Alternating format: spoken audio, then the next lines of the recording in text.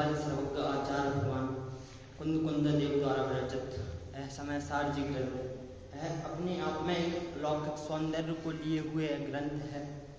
इसमें अनेक विषय हैं, जिसमें से आज अपन एक छोटे से विषय पर चर्चा करेंगे।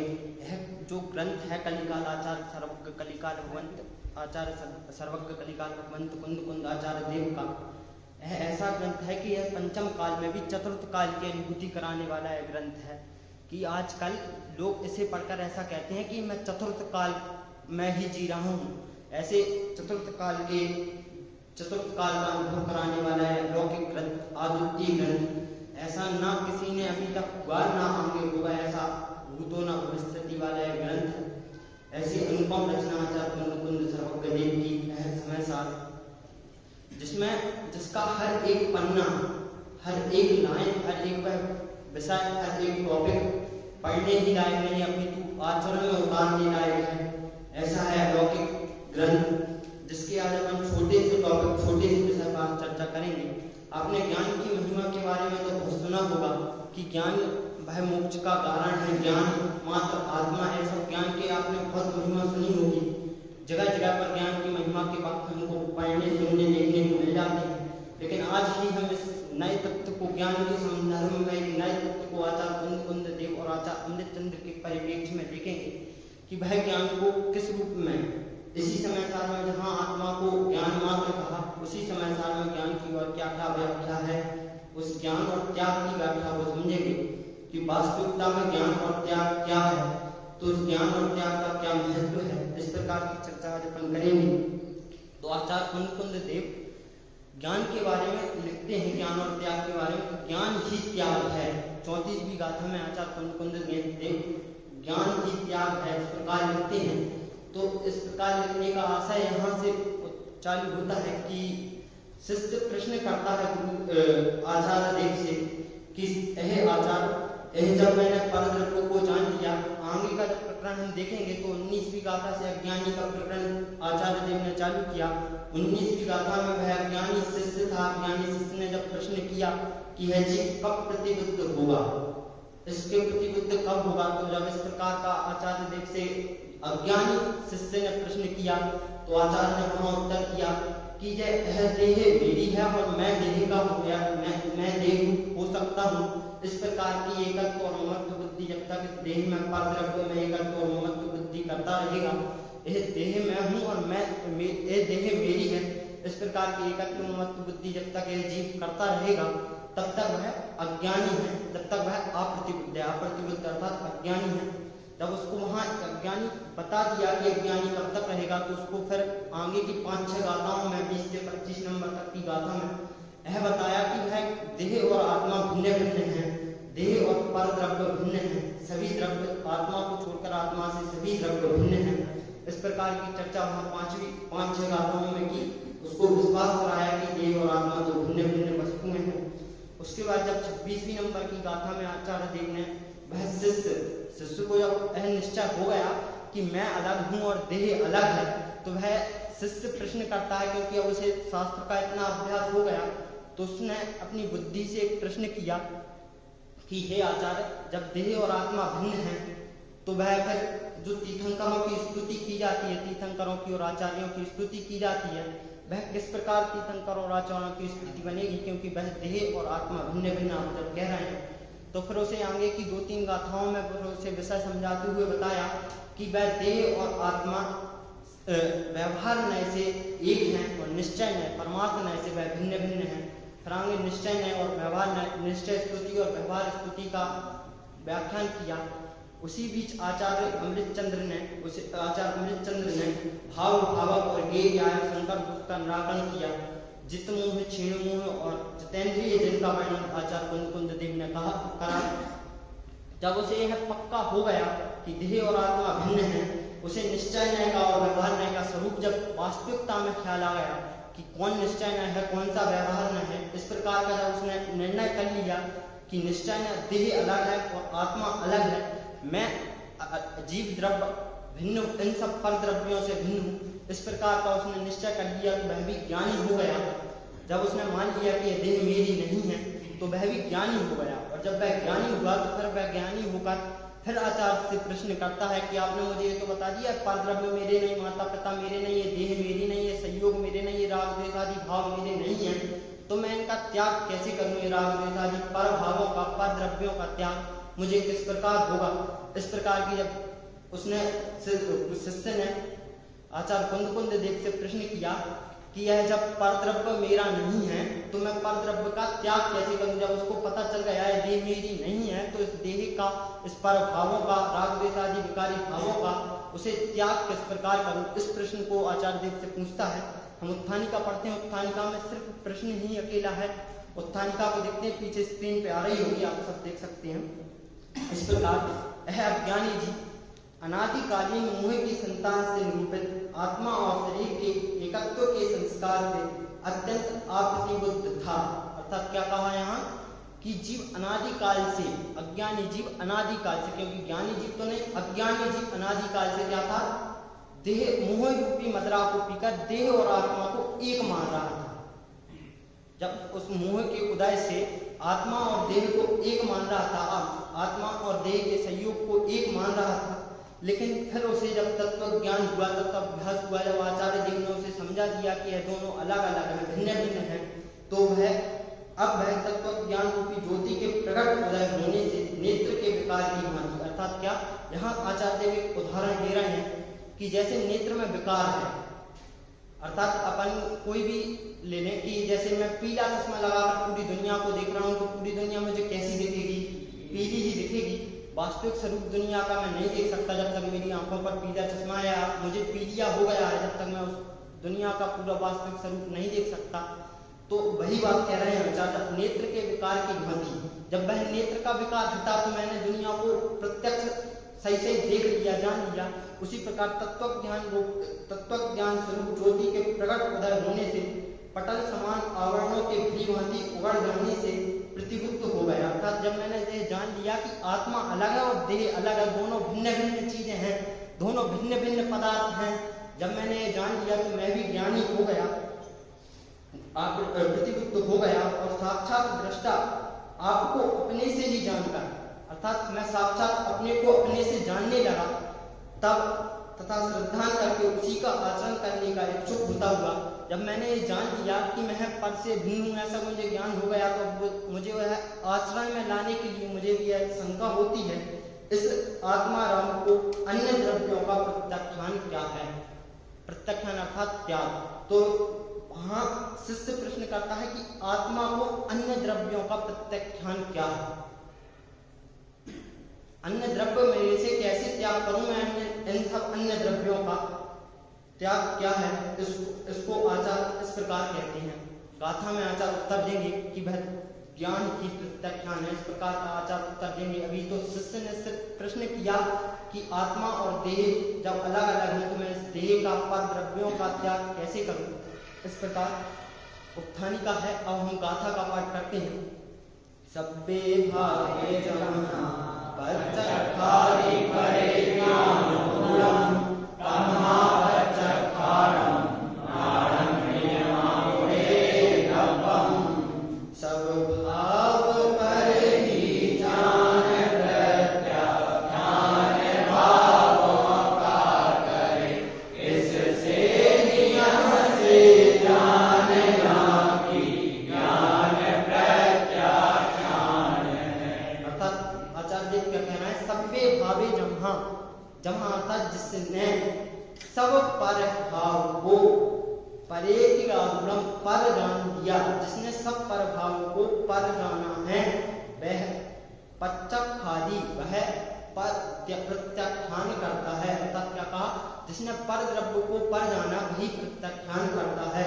तम्हा इसलिए पच्चखारम वह ज्ञान ही, पच्चखारम प्रत्याख्यान वह त्याग, राणम ज्ञान ही है, ऐसा नियम से जानना। नियमामुरेतपम्, ऐसा नियम से जानना। यहाँ आचार्य देव क्या कह रहे हैं कि जो पर द्रव्य हैं उनको पर जानना वही पर द्रव्य का त्याग है। जिस ज्ञान की पर्याय में मैंने ये जाना कि यह सब मेरे से पर हैं, पर द्रव्य हैं, उसी समय मुझे त्याग हुआ। अपन आप किसी भी चीज का त्याग करते हैं तो आप किस प्रकार त्याग करते हैं? और आपने जमीन कंद का त्याग किया, आपने मानो आपने आलू का त्याग किया, तो किस प्रकार त्याग किया आलू का? कैसे हाथ में उठाया कि ये आलू है, आज से मैं इसका त्याग करता हूँ, ऐसे फेंक दिया वो हाथ में उठाकर? नहीं ना, मैंने बस अकेले अपने श्रद्धान में ज्ञान में बिठा दिया कि आलू हित रूप नहीं है, आलू खाने योग्य नहीं है, इसलिए मैंने उसका त्याग कर दिया। ज्ञान में मैंने ऐसा मान लिया कि मैं उसको ग्रहण नहीं करूंगा, तो नहीं हो रहा उसका ग्रहण। ऐसे ही होता ना त्याग, कि इसको हाथ में उठाकर ऐसा फेंक देते कि आज से मैं आलू नहीं खाऊंगा, कि पहले आलू लेके आओ फिर उसको ऐसे हाथ में रखो और आज से ऐसा बोलो कि आज से मैं इस वस्तु का त्याग करता हूं। आपको आपकी मनपसंद चीज देता हूं, अच्छा मैं सबको सबकी मनपसंद चीज कुछ भी ले लें आप, चाहे खीर हो, चाहे वह गुलाब जामुन हो, चाहे वह लड्डू हो, कुछ भी ले लो आप, तो जो आपको सबसे ज्यादा पसंद हो आप कुछ भी ले लो। आपको ऐसे मैंने दिया, खीर दी, मानो खीर, उसमें सब कुछ है, आपको केसर भी डली है, बादाम भी है, काजू भी है, सब कुछ है, सब बिल्कुल जैसी आपको पसंद है, मीठा भी है, तीखा भी है, जैसा आपको पसंद है सब कुछ है। आपने हाथ में ली, कटोरे में लेकर, कटोरे में ली, चम्मच ऐसी भरी और यहाँ तक लाया, और मैं यहाँ से दौड़ता दौड़ता गया और मैंने बस इतना 2 शब्द कहे कि इस खीर में जहर है। आपके हाथ में है अभी भी वह खीर, चम्मच में है, मुंह में जाने वाली है, मुंह के बिल्कुल पास में है, आपको खुशबू भी बहुत अच्छी आ रही है, लेकिन आप उसका सेवन करेंगे क्या, उसका त्याग करेंगे? आ गया ना भाई कि मैंने पर को पर जान लिया, हो गया क्या? पर द्रव्य का आत्मा आज तक ग्रहण नहीं करता, यही पर का त्याग है। मैंने सिर्फ अपने अज्ञान से ऐसा मैंने माना था कि मैं पर द्रव्य का ग्रहण कर रहा हूँ, देह मेरी है, शरीर मेरा है, ज्ञानोदय मेरा है, माता पिता मेरे हैं, धन संपदा सब मेरी है, ऐसा मैंने माना ना। सिर्फ ज्ञान में ही तो माना, कभी आत्मा पर द्रव्य का हो तो आत्मा को पर रूप होना पड़े, लेकिन कभी आत्मा देह रूप हुआ, कभी आत्मा जड़ हुआ, जड़ कभी चेतन हुआ। जब कभी जड़ चेतन नहीं हुआ, जब चेतन जड़ रूप नहीं हुआ और जड़ चेतन रूप नहीं हुआ, तो फिर आत्मा ने ग्रहण कैसे किया? जब मैंने बस इतना जाना, मैंने अपनी ज्ञान की पर्याय में अज्ञान से ऐसा मान रखा है कि मैं पर द्रव्य का ग्रहण करता हूं। मेरी ज्ञान रूप पर्याय में सिर्फ इतना सा है कि मैंने इतना सा मान रखा है कि मैं पर द्रव्य का ग्रहण करता हूँ, ये शरीर मेरा है, ये आत्मा मेरे हैं, ये मेरे मित्र हैं, मेरे जो कुछ भी लेने आप सब, सिर्फ मैंने अपनी ज्ञान की पर्याय में माना ही तो है कि ये सब मेरे हैं। जिस दिन मैं मान्यता छोड़ दूंगा, पर द्रव्य को पर जान लूंगा, पर द्रव्य को पर मानूंगा अपने ज्ञान में, उसी दिन त्याग हो जाएगा। इसलिए आचार्य देव ने कहा ज्ञान ही प्रत्यख्यान, वास्तव में देखा जाए तो वह ज्ञान ही, आत्मा पर द्रव्य का ग्रहण कर सकता नहीं, क्योंकि आत्मा में इसी समय सार की परिशिष्ट में जब आचार्य देव ने परिशिष्ट लिखा तो उसकी 16वीं नंबर की शक्ति में लिखा, 47 शक्तियों में 16वें नंबर की शक्ति में लिखा त्यागोपादान शून्यत्व शक्ति। आत्मा में त्यागोपादान शून्यत्व शक्ति, अर्थात आत्मा त्याग के उपादान से शून्य है। मैं त्याग करूं ऐसा मेरे में शक्ति ही नहीं, सामर्थ्य ही नहीं है, क्योंकि मैं पर द्रव्य का ग्रहण करता नहीं, तो मैं पर द्रव्य का त्याग कैसे करूं? पर द्रव्य का अपने ज्ञान में अज्ञान से माना था कि मैंने पर द्रव्य का ग्रहण किया, जिस दिन वह अज्ञान छूटा उस दिन मेरा त्याग हो गया। इसी बात को अगर हम देखें, मैंने पर द्रव्य का मैं करता हूं ऐसा जब तक मैं मानता रहूंगा तब तक मैं अज्ञानी हूं। आगे भी यही बात कही थी आचार्य जी ने, जब तक मैं ऐसा मानता रहूंगा कि ये मेरे हैं, मैं इनका कुछ कर सकता हूँ, देह मेरी है, ये देह मेरी है, मैं देह का कुछ कर सकता हूँ, देह को सुधार सकता हूँ, रूप को सुंदर बना सकता हूँ, तब तक यह अज्ञान है। इसके लिए आप उदाहरण भी देख सकते हैं, बहुत उदाहरण आते हैं जनागम में। कुत्ते का उदाहरण तो आपने सभी ने सुना ही होगा कि एक कुत्ता है, वह जा रहा है, बैलगाड़ी के नीचे जा रहा है, और उसको वह अपने अज्ञान में ऐसा मान रहा है कि इस बैलगाड़ी को मैं चला रहा हूं, मैं चला रहा हूं, मैं चला रहा हूं। जैसे ही उसका ध्यान भटका और बैलगाड़ी इस तरफ मुड़नी थी और वह इस तरफ मुड़ गया, तो बस उसका अज्ञान छूट गया।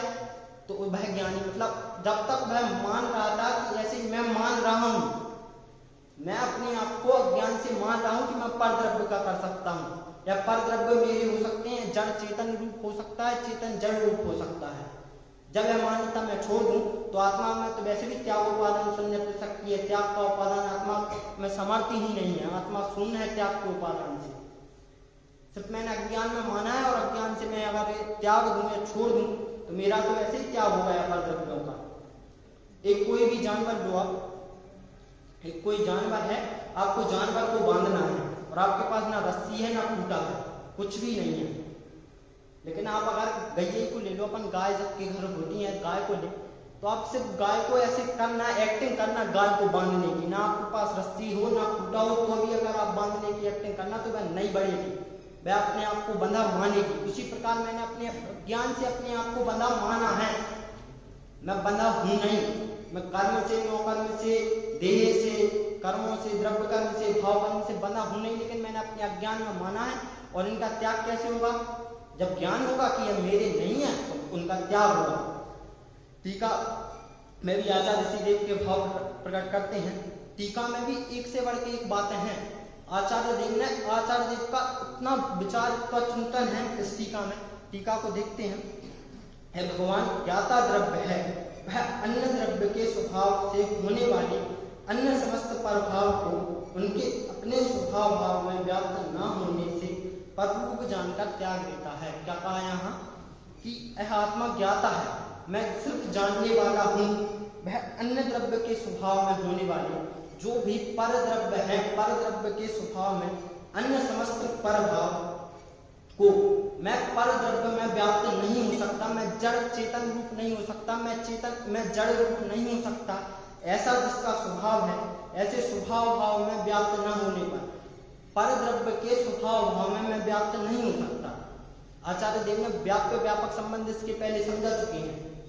आगे की गाथाओं में व्याप्य व्यापक और भाव भावक संकर दोषों का निराकरण आचार्य देव कर चुके हैं। तो वहां ऐसा कहा कि मैं एक ही द्रव्य में होते हैं, व्यापक और व्यापक भाव, भाव और भावक भाव दो द्रव्यों में नहीं होते। तो मैं पर द्रव्य में व्यापक कैसे हो सकता हूँ, मैं पर द्रव्य का व्यापक कैसे हो सकता हूँ। इस प्रकार यहाँ लिया कि मैं पर द्रव्य का व्यापक नहीं हो सकता। ऐसा मैंने ज्ञान में जाना, ऐसा पर को पर रूप जानकर त्याग देता है। मैंने पर को पर रूप जान लिया तो तभी मेरा उससे त्याग होगा। इसलिए जो पहले जानता है वही बाद में त्याग करता है। तो यहाँ आचार्य देव ने लिखा जो पहले जानता है वही त्याग करता है। इसका अर्थ क्या कि मैं पहले जानूंगा कि बाद में त्याग होगा, पहले जान लूंगा फिर बाद में त्याग करूंगा, ऐसा नहीं। जो जानता है वही त्याग करता है। या कारण कार्य भाव बता रहे हैं, इसका उल्लेख दादा ने अनुशीलन में करा है कि यहाँ कारण कार्य संबंध को समझा रहे हैं कि वह त्याग रूप अवस्था वह कारण है और मैं पर को, मैं जो पहले जानता है, मैंने जो जाना पर को पर जाना, यह है कार्य, यह है कारण और पर का त्याग होना वह कार्य है। जैसे सम्यक दर्शन और सम्यक ज्ञान को लेना, तो पहले सम्यक दर्शन हुआ या पहले सम्यक ज्ञान, दोनों होते साथ में ही हैं, लेकिन हम कहते पहले सम्यक दर्शन को है फिर सम्यक ज्ञान को है। उसी प्रकार मैं पहले पर को जानूंगा, तत्क्षण उसी समय पर का त्याग हो जाएगा। इस प्रकार यहाँ लिया है, अन्य तो कोई त्याग करने वाला नहीं है। इस प्रकार आत्मा से निश्चय करके, मैं आत्मा से निश्चय करके, आत्मा से मैंने जाना आत्मा भिन्न है और पर द्रव्य भिन्न है, माता पिता घर संपत्ति परिवार यह सब भिन्न है मेरे से। मैंने ऐसा जाना, निश्चय से जाना, प्रत्यक्षान के समय अर्थात त्याग के समय त्याग करने योग्य परभाव की उपाधि मात्र से प्रवर्तमान त्याग के कर्तृत्व का नाम होने पर भी परमार्थ से देखा जाए तो परभाव के त्याग का कर्तृत्व का नाम अपने आप को नहीं है। यहाँ एक और नई बात कह रहे हैं आचार्य देव। क्या कहना चाहते हैं यहाँ कि मैं पर का त्याग करता हूँ, ये तो सब व्यवहार है, क्योंकि जब मैंने पर का ग्रहण ही नहीं हुआ, जब आत्मा में पर प्रवेश ही नहीं कर सकते, आत्मा पर द्रव्य को अपने रूप कर ही नहीं सकता और अपन पर द्रव्य रूप नहीं हो सकते। मैं देह रूप कभी हुआ ही नहीं, अनादि काल से आज तक नहीं हुआ मैं पर द्रव्य रूप या देह रूप या शरीर रूप या कोई भी चीज ले लो, मैं पर द्रव्य रूप तक मैं राग द्वेष आदि भाव मेरे हुए ही नहीं। जब सब पर के हैं तो यह आत्मा जब ग्रहण ही नहीं करता तो त्याग क्या करेगा। जब ग्रहण व्यवहार से है तो त्याग भी व्यवहार से है। परमार्थ से तो यह सिर्फ पर द्रव्यों को पर जानना वह है। जब ज्ञान ही नहीं हुआ, मतलब जब ज्ञान में ऐसा मैंने जान लिया ऐसा राग द्वेष आदि भाव पर है तो उनका त्याग हुआ। परमार्थ से देखा जाए तो आत्मा पर द्रव्यों का ग्रहण करता नहीं तो आत्मा के त्याग होता ही नहीं। लेकिन व्यवहार में से देखें, हम व्यवहार से देखें तो आत्मा परद्रव्यों का ग्रहण का ऐसा अज्ञान करता है कि मैं परद्रव्य रूप होता हूँ, ऐसा अज्ञान में अपने आप को मानता है, या राग द्वेष आदि भाव होते हैं, ऐसा अज्ञान में मानता है, और अज्ञान का दूर होना ही वह त्याग है। इसी बात को ले रहे हैं यहाँ कि प्रत्याख्यान करने के योग्य पर भाव की उपाधि में परिवर्तन त्याग के कर्तृत्व का नाम होने पर भी परमार्थ से देखा जाए तो पर भाव के त्याग कर्तृत्व का नाम अपने को नहीं है, अर्थात मैं परद्रव्य का त्याग कर सकता हूं ऐसा नाम भी मेरे में नहीं है। क्योंकि जब तक मैंने ये जाना कि परद्रव्य रूप में परिवर्तन कर सकता हूं, तब तक तो मैं अज्ञान में ऐसा मान रहा था कि मैं पर रूप हो रहा हूं, पर मेरे रूप है, परद्रव्य का मैं ग्रहण कर रहा हूं। जब मुझे ज्ञान हुआ कि मैं परद्रव्य का ग्रहण और परद्रव्य में मैं परद्रव्य रूप नहीं हो रहा हूं, तब उसका त्याग सहज ही हो जाता है। इस प्रकार की चर्चा ली यहाँ। और उसके बाद त्याग कर्तृत्व का नाम अपने को नहीं है, स्वयं को इस नाम से रहित है, क्योंकि ज्ञान स्वभाव से स्वयं छूटा नहीं है, इसलिए प्रत्याख्यान ज्ञान नहीं है। स्वयं नाम से रहित है, ज्ञान स्वभाव से स्वयं छूटा नहीं। अर्थात क्या कहा यहाँ, मैं अपने को ज्ञान स्वभाव नहीं जान रहा, ये मेरी भूल है। राग द्वेष, यहाँ एक बात और समझना कि राग द्वेष की वास्तविकता में देखें तो राग द्वेष की उत्पत्ति ना होना है उसे त्याग कह दिया जाता है। मेरे आत्मा में राग द्वेष आदि भाव उत्पन्न नहीं हुए, उसी को मैंने त्याग कह दिया।